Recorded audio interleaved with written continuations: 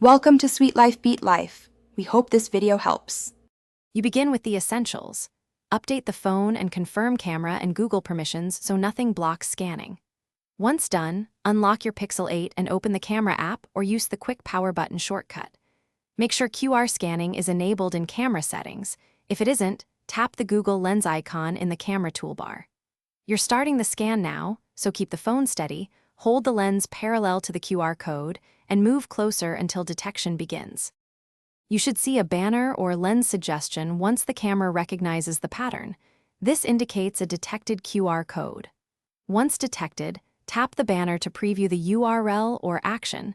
Don't tap automatically if you want to inspect the link first.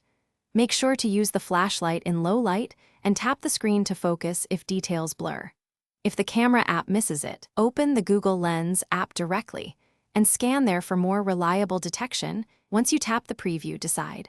Open the link in Chrome, copy the URL to clipboard, or perform the QR action like adding a contact. Make sure to verify the domain or action before entering credentials. This prevents phishing. If the code won't scan, make a quick troubleshooting check. Restart the camera app, clear its cache in settings, enable Google Lens in camera settings, or try a dedicated QR app.